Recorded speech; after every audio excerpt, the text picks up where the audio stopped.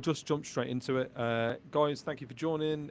This is Nitin Sharma from Rec Talk. I'm joined today by the CEO and founder of Recruiterflow, which is a Rec Tools recommended CRM, an AI-driven CRM for that matter.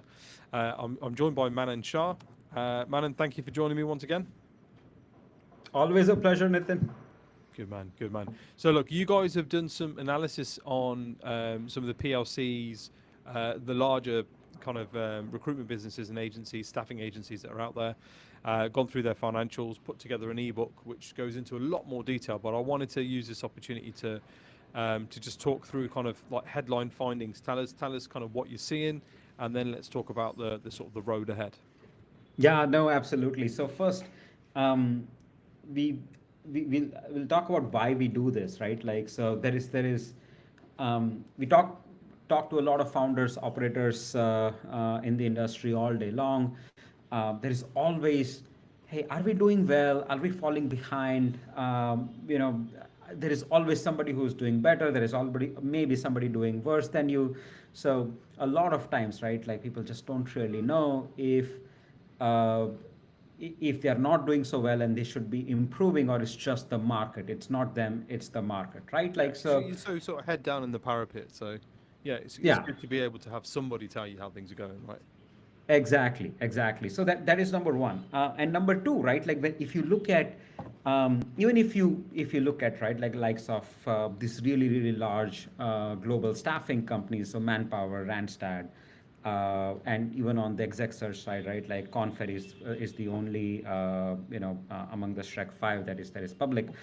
Um, you look at their headline numbers and it looks very rosy, and when Mm. your business is not doing so well and these really large companies are doing so well, it's very easy to kind of get depressed, and there is no better word for it, but um, so that's the reason that we started doing this. Mm-hmm. We recently did this with entire financial results until end of 2024, um, to kind of dig a little bit deeper behind the headline numbers and see where the industry is going, right? Like, so 21, 22, everything was ripping.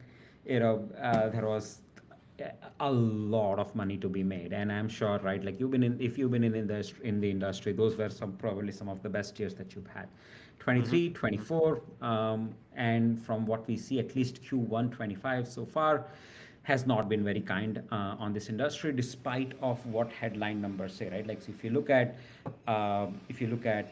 Robert Half, if you look at Manpower, right? Like, a lot of these companies have reported increased revenue, or even Adecco, right? Like, increased revenue, but almost entirety of that increase comes from their non-recruiting services, right? Like non-core businesses, right? Like, so Right. so that's consulting.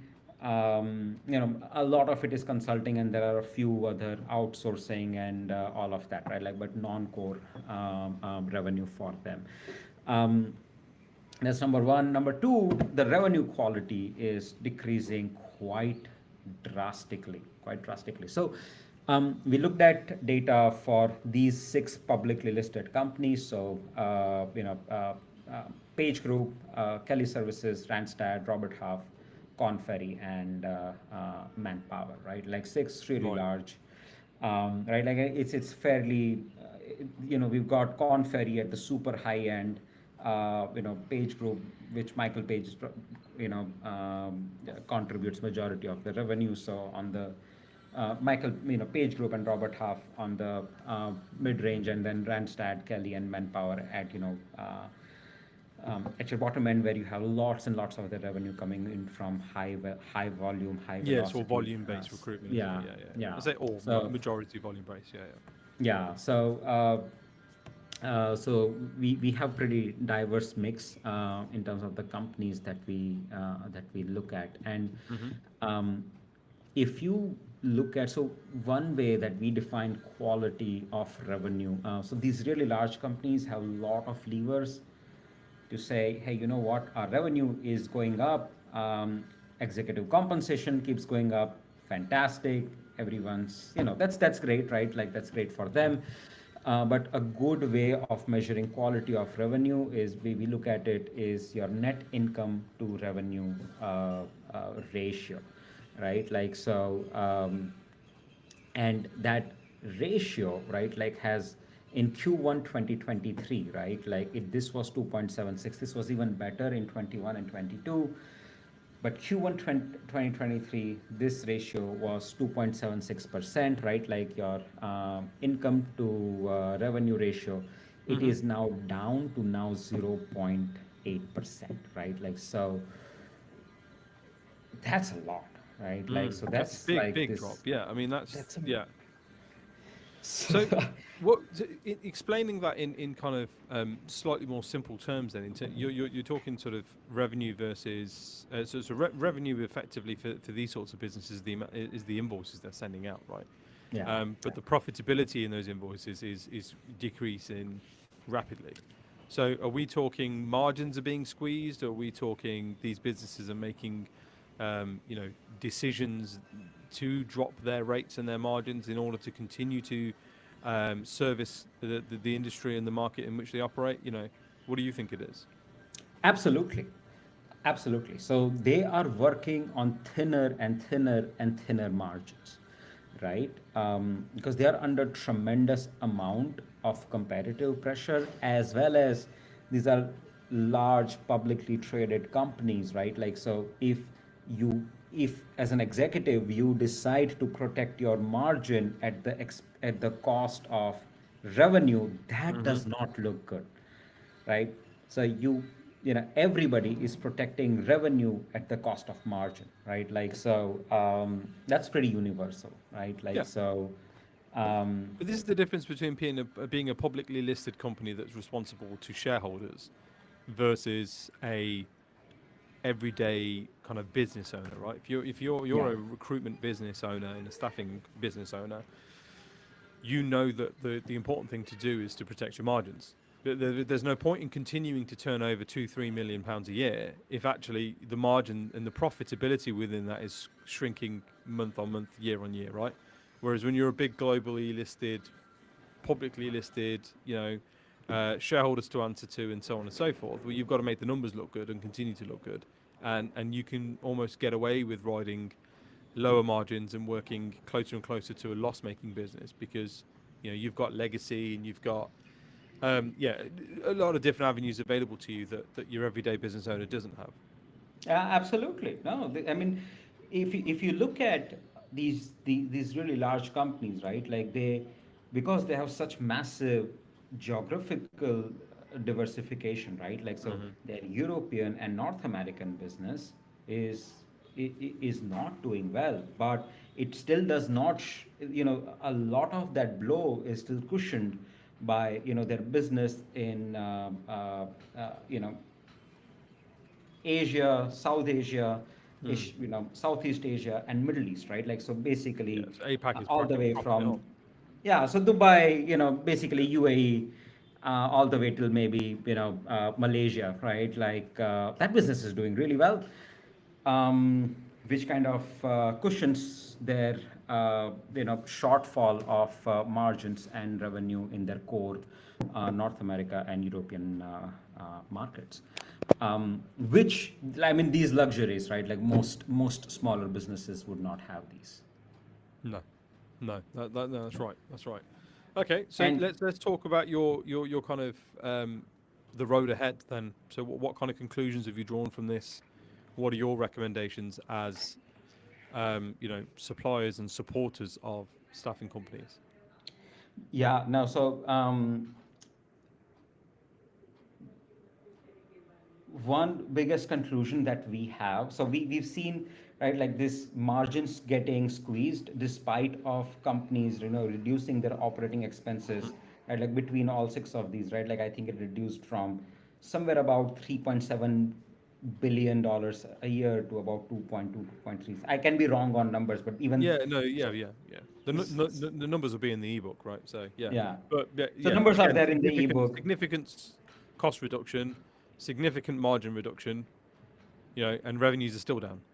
Yeah, revenue is still down. Revenue is still, so first of all, right? Like if you're not doing so swimmingly well, take heart in it. It's not you. It's the state of the market. Um, you still gotta fight, Well, but what other choice have you got? Yeah, you yeah, can't go and get a yeah. job because they're not doing very well either. Yeah, no, absolutely. And no, They're not so hiring you, either. you still gotta fight, but you know, just kind of putting this in perspective. So that is the first thing. The second thing is almost everybody has increased their revenue per employee, right? Like so every large agency, right, like every large recruiting business has been able to do that, right? Like whether that is by driving operational efficiency, adopting AI, adopting technology, whatever it is. If ARPE, as we call it, average revenue per employee, if you are not watching that metric, I would start today, Yeah. right? Okay. And start measuring and benchmarking yourselves against some of these large players and see, right, like, are you doing much better than them in terms of average revenue per employee? Um, and yeah, so I would, and third is, right, like, so there are definite headwinds towards uh, you know towards revenue expansion right now, right? So um, there is only so much cost reduction that you can do, right? Like you still Yeah. gotta pay salaries, you still gotta pay commissions, you still gotta pay for your LinkedIn recruiter, Yeah. Indeed, Still need a whatever. tech stack. Yeah. Yeah. Yeah. Yeah, whatever it is, right? Like so now the name of, so whatever, most business owners that I speak to, they have already gone through that first, first few rounds of belt tightening, right? Like they have Mm-hmm. reduced a lot of fat. Now it is, the time is to start building the muscle, right? Like you've gotten rid of the fat, but you need to start building the muscle, and that the right measure for, in my opinion, again, is right. Like, are we building that org-wide capabilities where, from the same set of resources we are able to do much more, right? Like Yeah. that's the conversation, that's what you should be thinking about today. That's my conclusion from the data that we have seen so far. I think you said a really important thing at the start there around kind of the revenue generation that is happening within these PLCs. A lot of it is, yeah, more of it is now made up of non-core business, right? As in non-traditional recruitment, right? And I think that somewhere in there lies the secret for kind of survival, certainly in the first instance, and growth and scale.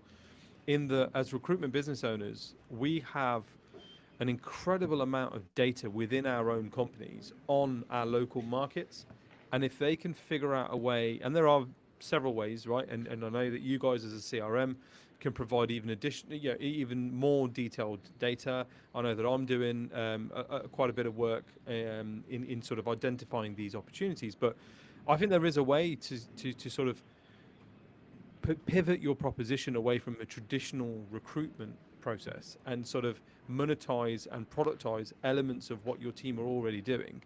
That is a cost efficient solution for your clients, whilst Right. also allowing you to generate a second or third line of revenue into your business that you can rely on to kind of see you through these tough times.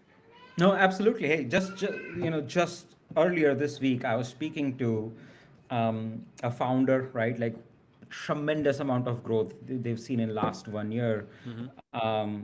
and one of the core things was that they pivoted from a retainer model, right? Like so, they only did retained executive search, right? Like so, retainer model to a completely embedded RPO, value added RPO, not Yeah, just traditional RPO, right? Like really high value, value added RPO model clicked 4x, right? Like they're 4x now in 1 year, right?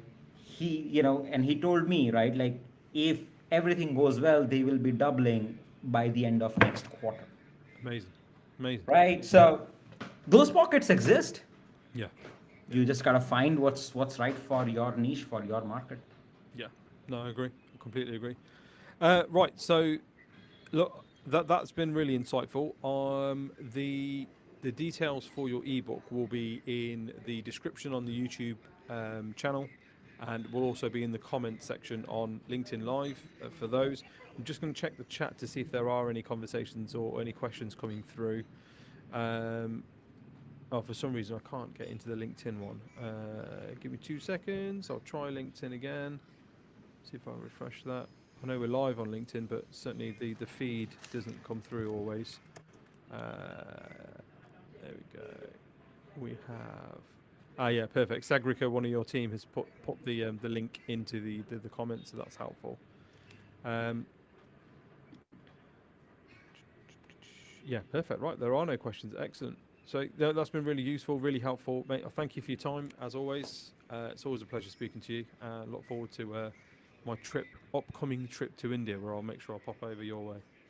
Oh, please come by. We'll grab a drink. Absolutely, absolutely. Yeah. Manan, appreciate it. You take care. Stay safe. See you soon. Thank you, Nathan. Bye.